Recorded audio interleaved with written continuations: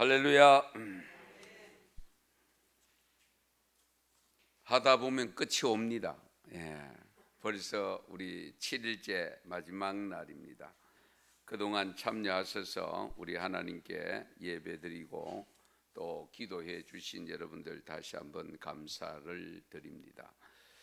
아무쪼록 우리 특별 새벽기도를 통해서 우리에게 필요한 것이 무엇인가 하는 것에 대한 말씀을 드리면서 결국 우리 참된 회복은 영성 회복, 신앙 회복, 이 믿음의 회복을 통해서 가지는 최종적인 내용이 뭐냐면 나는 과연 참된 신자인가? 참 신자인가? 이 질문에 대한 분명한 해답이 주어져야 된다고 봅니다. 우리 기독교 소속된 사람들을 보통 신자라고 표현합니다만은 이방 종교에서도 신자라는 단어는 씁니다. 그렇죠? 불교 신자, 유교 신자, 가톨릭 신자, 신자라는 단어를 쓰는데 이보다 더 우리가 사용하는 또 단어가 하나 있는데 성도라는 단어입니다. 성도.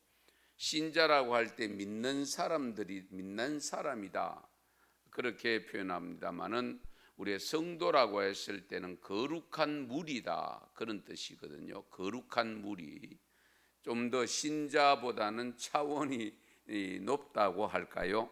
이제 그런 단어입니다.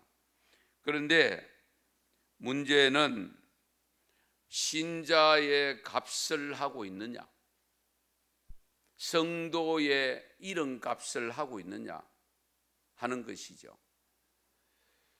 우리가 이름값을 못하면 욕으로 돌아옵니다. 허물로 돌아옵니다. 그래서 우리 가끔 그러죠. 이름은 있으나 열매가 없을 때 유명무실하다. 이름은 있으나 열매가 없는, 신자라는 이름을 가졌고 성도라는 이름을 가졌으나 성도 열매가 안 보이고 신자의 열매가 보이지 않으면 우리를 통해서, 나를 통해서 결국은 하나님께 영광이 가려지는 거죠.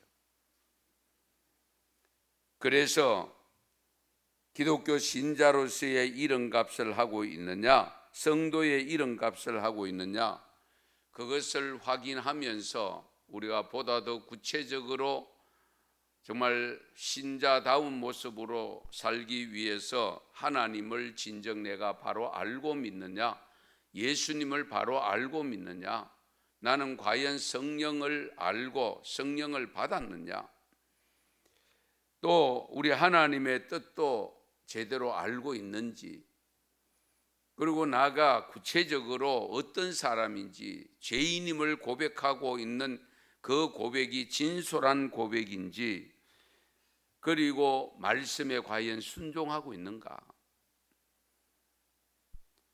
그렇다면 정말 나는 신자인가 하는 점입니다.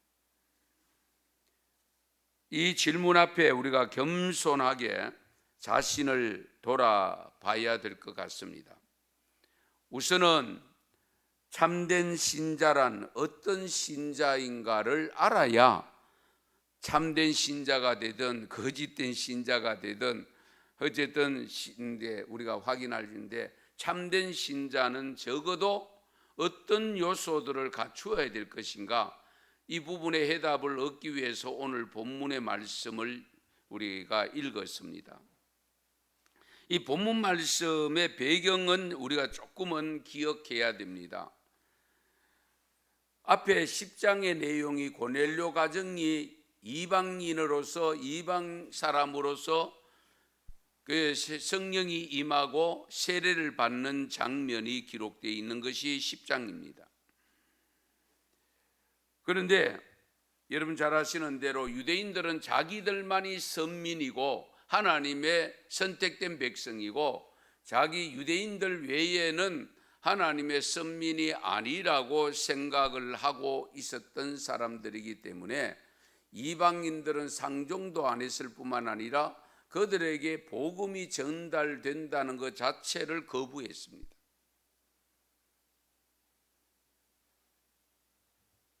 그런데 사도행전 9장에 보면 사도 바울이 다메섹에서 부름받은 장면이 기록되어 있는데요, 3일 동안 앞을 볼 수 없을 때 하나님이 아나니아라고 하는, 성경에는 그냥 제자라고 나옵니다.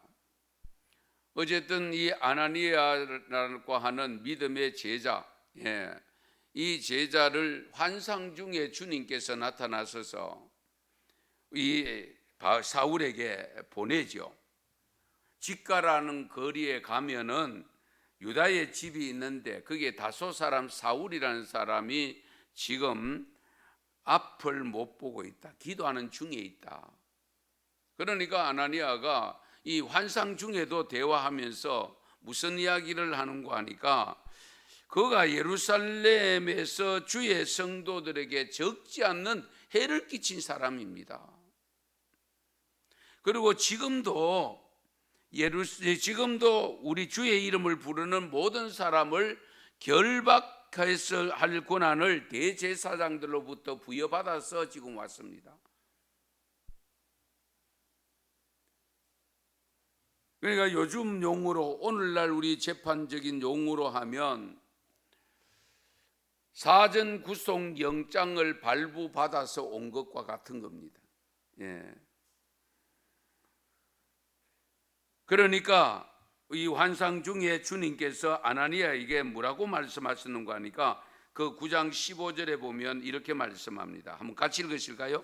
주께서 이르시되 가라, 이 사람은 내 이름을 이방인과 임금들과 이스라엘 자손들에게 전하기 위하여 택한 나의 그릇이라. 아멘. 사울을 직접 다메섹 도상에서 부활의 주님을 만나서 꼬꾸라지게 만들고 3일 동안 앞을 못 보게 만들어서 지금 거기에서 깨어났을 때에 이를 사용하는데 그릇이라고 했잖아요. 그릇은 사용하기 위해서 만든 거잖아요. 그런데 여기 이방인과 임금들과 이스라엘 자손들에게 전하기 위해서다.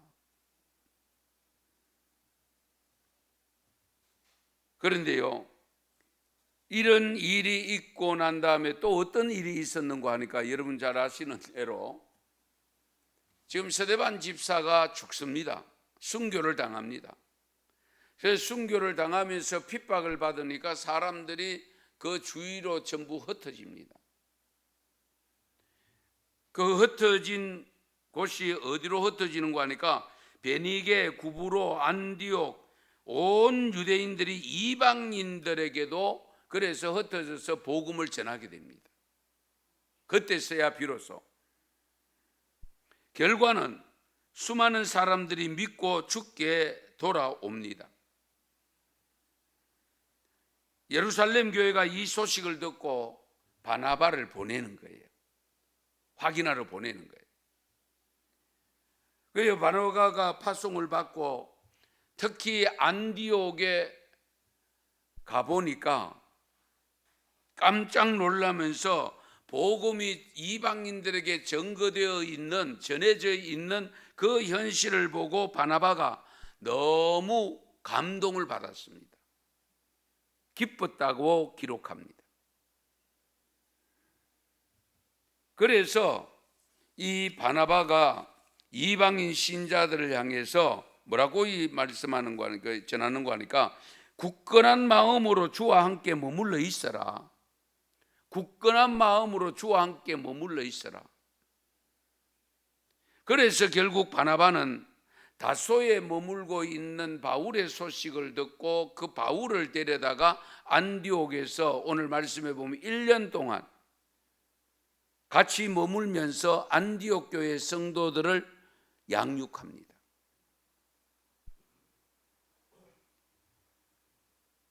그래서 26절 하반절에 보면 제자들이 안디옥에서 비로소 그리스도인이라 일컬음을 받게 되었더라. 할렐루야. 여기 제자들이 안디옥에서 비로소 그리스도인이라 칭함을 받았다. 그러면 여기 그리스도인이 그렇게 중요하냐? 그리스도는 예수님입니다. 그러면 그리스도 사람이라 그 뜻이잖아요. 그런데 비로소라는 단어를 쓰고 있습니다. 비로소. 그전까지는 그런 소리 못 들었다는 거잖아요. 이제야 그리스도인이라는 소리를 듣게 됐다. 그러니까 요즘 우리의 용어로 하면 저 사람 예수쟁이야, 저분 예수쟁이야, 예수쟁이야, 그 소리 듣는 것과 같다는 거예요. 그런데 우리나라에서 예수쟁이라고 소리 들을 때에 좋은 의미에서 그렇게 표현하는 경우가 많지를 않고요, 비아냥거리는 언어로서 하는 경우가 많잖아요. 그러나 이때에 초대교회 때에 안디옥에서 많은 성도들 제자라고 표현했습니다마는 그들이 비로소 그리스도인이라고 표현된 것은 저 사람은 우리와는 달라, 그리스도 사람이야. 그리스도 사람이라는 것은 결국 그리스도 제자야. 그리스도 제자야. 그것을 강조한 겁니다. 여기서 결국 참된 신자의 모습을 우리가 발견할 수 있는데요, 오늘 읽은 본문 속에서 이들의 형태와 바나바의 칭찬하는 내용 몇 가지를 들어서 참된 신자가 갖춰야 될 것을 오늘 말씀을 여러분들 나눠 유명드렸습니다마는, 첫째가 참된 신자는 회개를 해야 됩니다. 반드시 회개해야 됩니다. 베드로가 고넬료 가정에 갔었을 때에 유대인들이 거기에 가서 세례까지 주고 한 것을 유대인들이 소식을 듣고 베드로를 공격합니다. 왜 그 이방인들에게 가서 그러고 있느냐 당신이? 그랬을 때에 베드로가 자세한 배경 설명을 합니다. 환상까지 본 내용하고 이런 것을 일러주면서 설명을 하고 있을 때에 그 설명을 듣고 있던 그 예루살렘 정통 유대인들의 반응이 18절인데요 그들이 이 말을 듣고 잠잠하여 하나님께 영광을 돌려 이르되, 그러면 하나님께서 이방인에게도 생명 얻는 회개를 주셨다 하니라. 이방인에게도 생명을 얻는 회개를 주셨다. 여기 회개를 주셨다. 생명 얻는 회개입니다. 그러므로 회개 없는 생명은 구할 수 없다는 겁니다. 얻을 수 없다는 겁니다. 반드시 회개가 수반되어야 된다.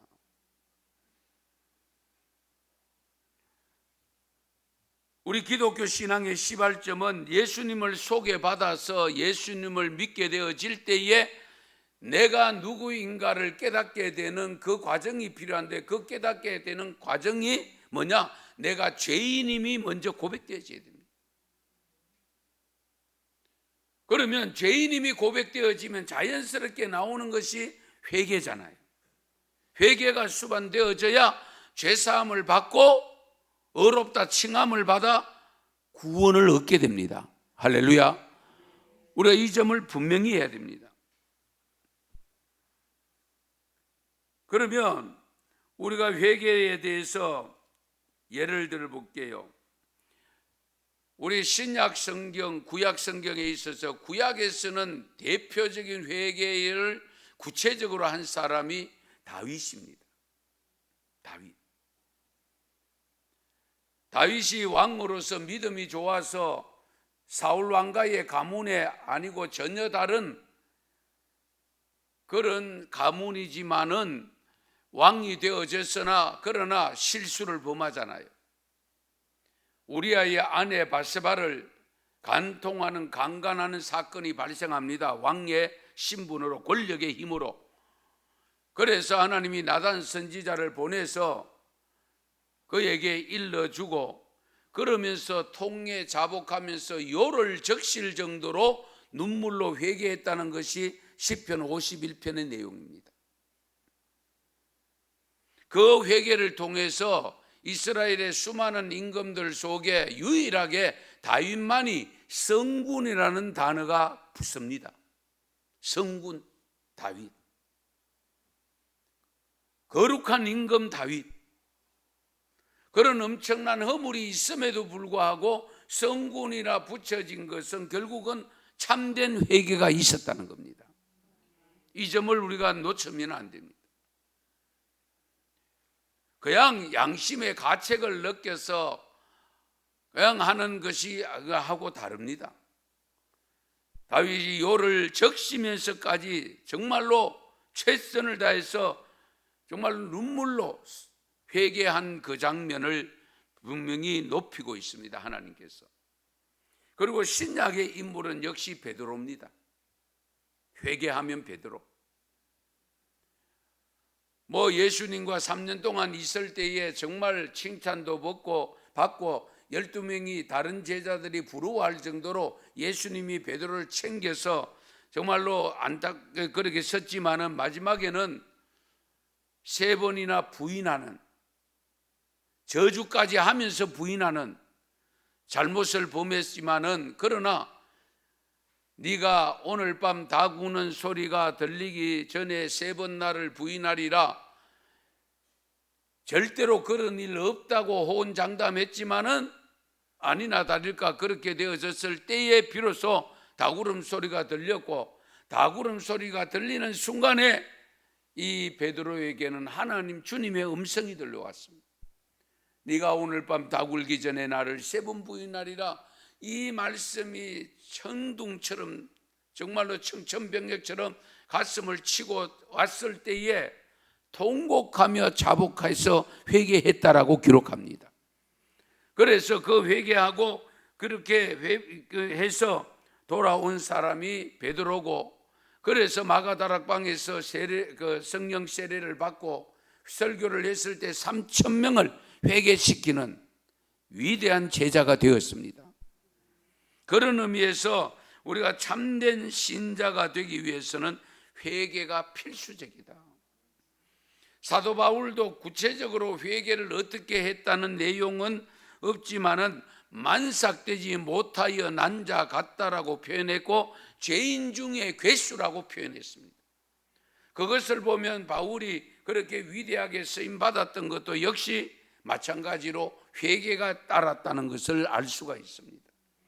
그래서 우리가 참된 성도, 참된 신자가 될 때의 첫 번째 조건이 회개가 따라야 된다는 거, 회개를 해야 된다는 거, 이 점을 항상 염두에 두셔야 됩니다. 그 다음에 두 번째, 참된 신자는 자신이 믿는 복음을 전해야 됩니다. 오늘 본문 19절 20절 같이 읽겠습니다. 그때에 스데반의 일로 일어난 환난으로 말미암아 흩어진 자들이 베니게와 구브로와 안디옥에까지 이르러 유대인에게만 말씀을 전하는데, 그 중에 구브로와 구레네 몇 사람이 안디옥에 이르러 헬라인에게도 말하여 주 예수를 전파하니. 아멘. 안디옥의 교회가 세워진 배경, 밑거름이 여기에서 기록되어 있습니다. 헬라 이방인들에게 복음이 전해졌다. 우리가 신앙생활하면서 진정 내가 구원받은 백성으로 은혜를 감사하며 산다면 반드시 복음은 전해야 됩니다. 전하는 방법은 다양합니다만은 디모데후서 4장 2절 말씀대로 너는 말씀을 전파하라. 때를 얻든지 못 얻든지 항상 힘써라. 항상입니다. alway입니다. 모든 일에 힘써라. 친구들과 만나든지 이웃과 만나든지 직장에서 만나든지 어디에서 만나든지 적어도 불신자가 있으면 나의 입술에서 복음이 증거되어지고 나의 삶에서 복음이 증거되는 삶을 살아야 됩니다. 전도의 은사 받은 사람만 전도한다? 아닙니다. 전도는 누구에게든지 의무가 부여됩니다. 참된 신자라면. 그 다음에 세 번째는 참된 신자는 하나님의 은혜가 충만합니다. 오늘 23절 말씀에 보면 그가 이르러 하나님의 은혜를 보고 기뻐하여 모든 사람에게 굳건한 마음으로 주와 함께 머물러 있으라 권하니.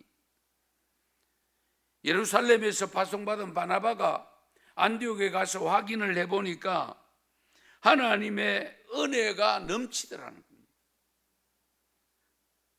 그래서 구체적인 내용은 여기 밝히지 않고 있습니다만은 하나님의 은혜를 보고 기뻐하여. 이 사람들을 가만히 보니까 정말 하나님을 만난 바나바 자신처럼 살고 있더라는 거죠. 변해져 있더라는 거예요. 그러니까 바나바가 기뻐할 수밖에 없어요. 이방인들에게도, 우리가 그동안 배척했던 이방인들에게도 이렇게 복음이 전거되는구나 하고 너무 감격했대요.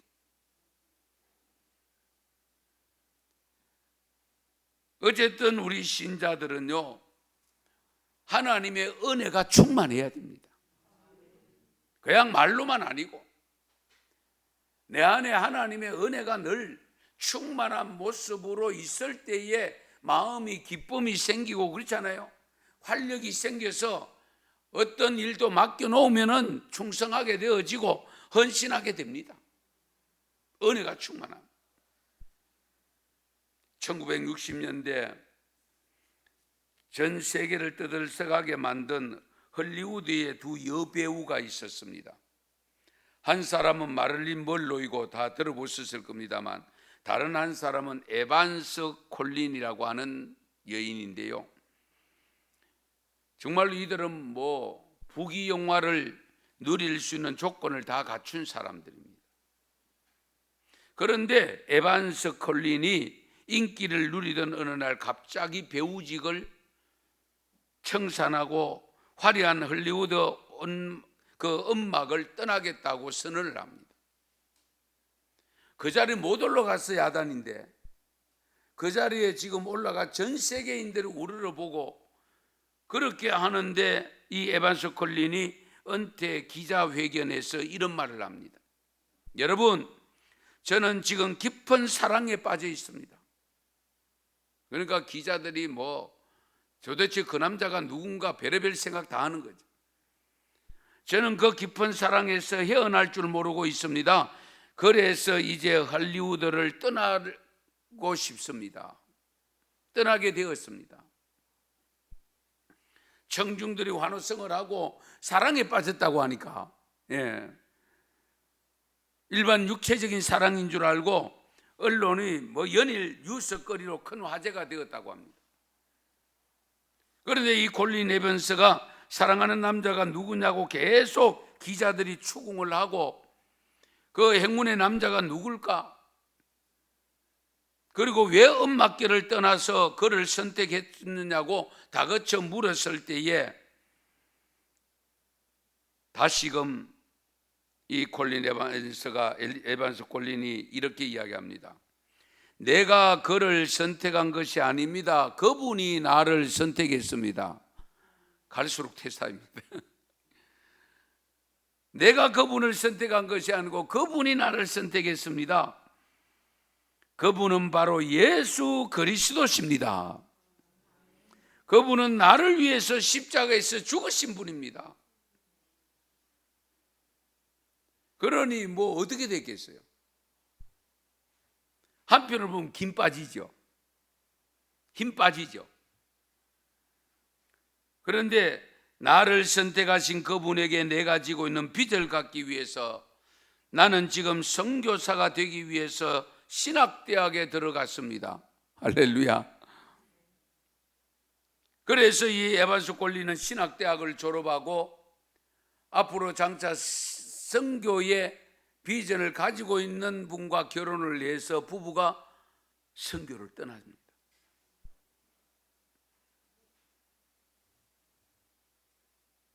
아프리카 선교사 파송을 받아서 우간다 그 험난한 선교지에서 선교하다가 안식년이 되어져서 미국에 들어왔었을 때에 그때에 빌리그람 목사님이 물었습니다.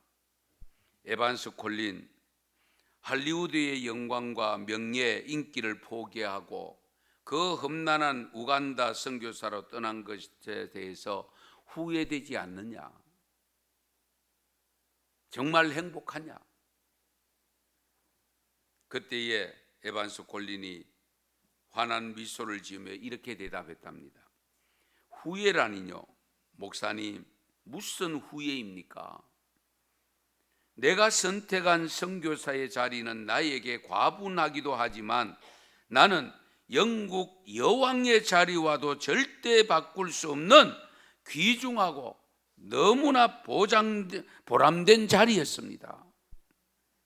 뿐만 아니라 더 나아가 미국 대통령의 자리도 이 자리와는 절대로, 정말 절대로 바꿀 수 없습니다. 할렐루야. 이런 고백할 수 있겠어요? 쉽게? 쉽지 않습니다. 참된 신앙인은 하나님의 은혜로 사는 사람입니다. 은혜가 충만하시기 바랍니다. 오늘 우리 청소년부 학생들도 하나님의 은혜가 충만한 모습으로 학습을 해도 열정적으로 하고 앞으로 직장을 구해 가든지 대학을 가든지 무슨 일을 하든지 하나님의 은혜를 받아 열정을 가지고 하면 하나님이 그 안에서, 그 은혜 속에서 참된 기쁨을 누리게 될 줄 믿습니다.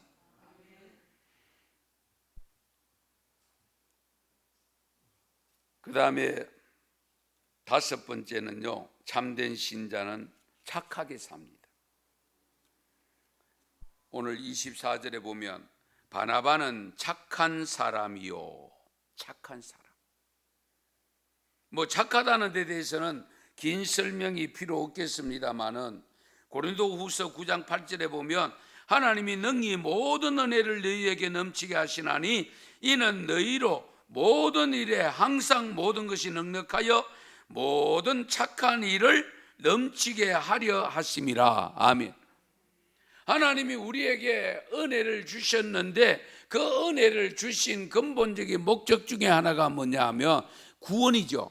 구원의 은혜를 받은 사람이 계속적으로 하나님의 은혜를 받는 것은 착한 일을 하게 하기 위함입니다.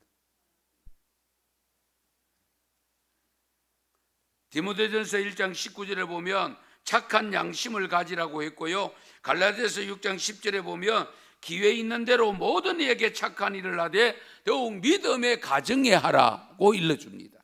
모든 이에게 착한 일을 해라. 그러나 믿음의 가정에 더욱 해라. 착한 사람은 어떤 사람입니까? 유익을 주는 사람입니다. 해를 끼치지 않는 사람입니다. 그래서 예수님은 자기를 죽이는 사람을 향해서도 하나님께 용서해 달라고 빌었던 것을, 기도했던 것을 기억합니다. 스데반 집사도 착하게 살았기 때문에 그랬습니다.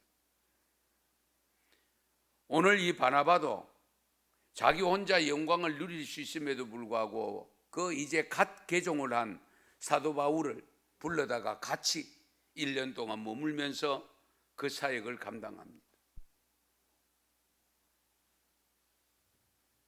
마태복음 5장 16절 말씀에 보면 같이 읽겠습니다.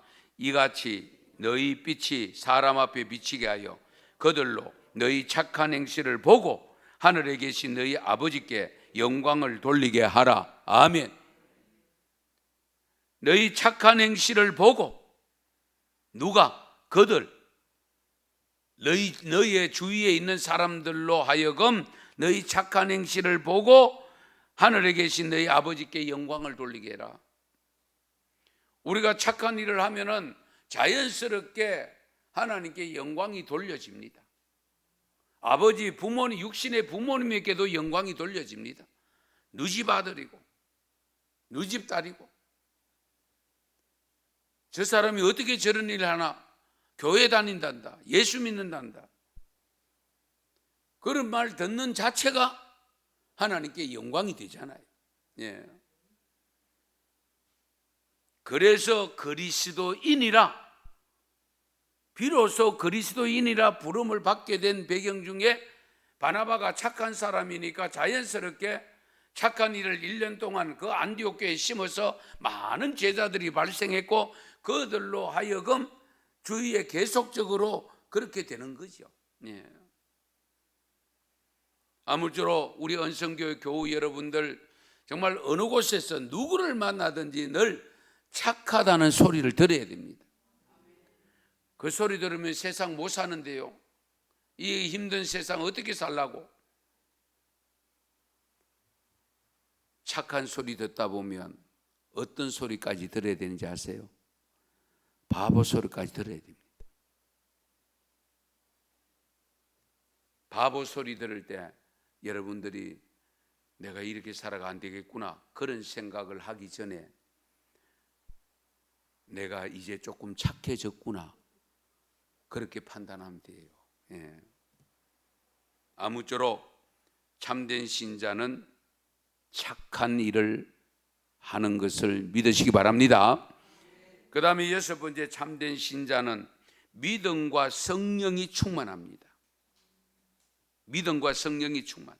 오늘 24절 바나바의 모습을 이제 착할 뿐만 아니고 성령과 믿음이 충만한 사람이라 이에 큰 무리가 죽게 더하여 지더라. 아멘.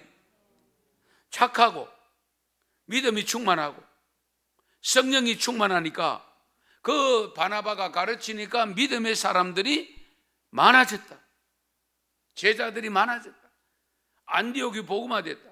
그래서 결국은 바나바와 바울이 어떻게 돼요? 선교사로 파송을 받잖아요. 안디옥 교회.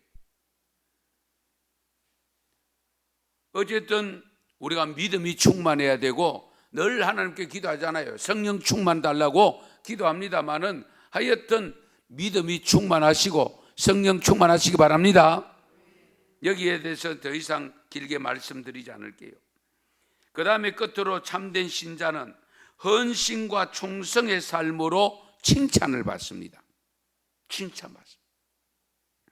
오늘 본문 25절 26절 말씀에 보면 바나바가 다소에 머물고 있는 사울을 찾아가서 1년 동안 동행해서 함께 사역을 감당했다는 이 자체만 봐도 정말 아름다운 일이잖아요. 헌신된 일이고 충성된 일입니다. 그래서 안디옥 교회가 세워진 그 성도들을 통해서 최초의 선교사로 파송을 받는 정말 아름다운 일이 진행됩니다. 오늘날 우리 한국 교회 안에서 성도들의 삶을 세상 사람들이 볼 때 과연 진짜 예수쟁이다, 예수를 믿으려고 하면 저렇게 믿어야 된다라고 칭함을 받을 수 있는 성도가 과연 얼마나 될까? 세상 사람들로부터 칭찬 듣는 신자가 얼마나 될까? 다른 사람은 접어두고라도 나는 과연 칭찬 듣는 신자인가, 성도인가? 우리가 깊이 성찰해 봐야 되지 않겠습니까? 성도 여러분, 하나님과 예수님을 바로 알고 하나님의 뜻을 분별해서 지은 죄를 회개하고 성령 충만받아 말씀이 충만하고 참된 신자로서의 삶을 살아서 그리스도인이라는 칭찬받는 성도로 많은 열매를 맺는 이 가을이 될 수 있기를 축원합니다. 축복합니다. 기도드리겠습니다.